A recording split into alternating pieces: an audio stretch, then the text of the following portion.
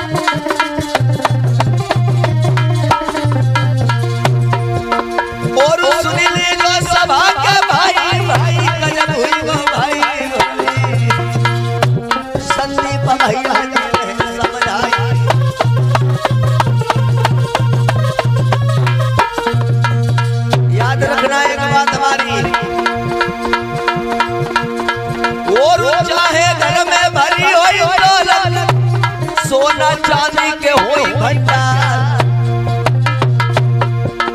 इनकी समाज में नाई है इज्जत, इनकी इज्जत दौलत धूल के समान।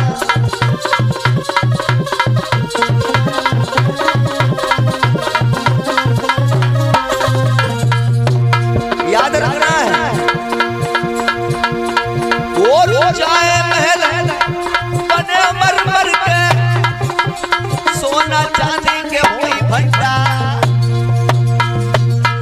अरे जिनकी समाज में नाई है इज्जत, जिनकी इज्जत दौलत धूल के समान।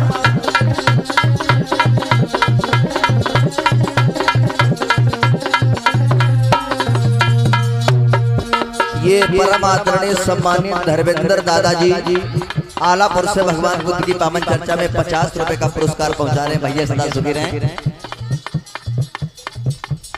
आजाद भैया दिलदार पुरवा से भगवान बुद्ध की पावन चर्चा में सदर 50 रुपए का दान दे रहे हैं। भैया सदा सुखी रहे, में से आगे बढ़ते रहे, मंच की तरफ से मंगल कामना।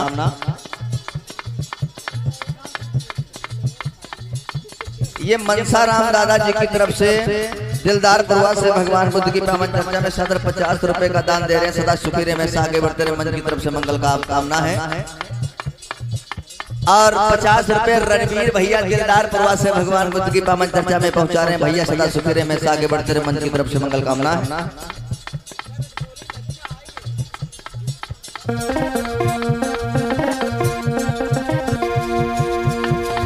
और बाबा साहब की अब मानो जैसे होई सदा कल्याण,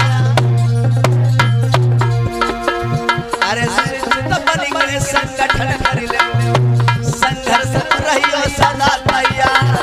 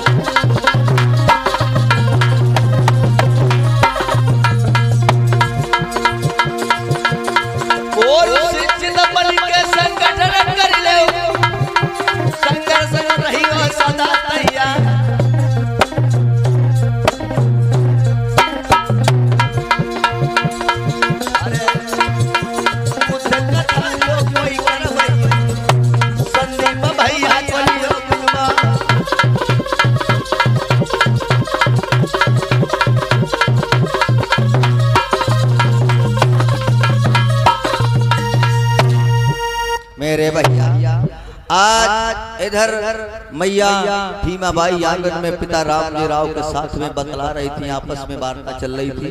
इधर हुआ क्या,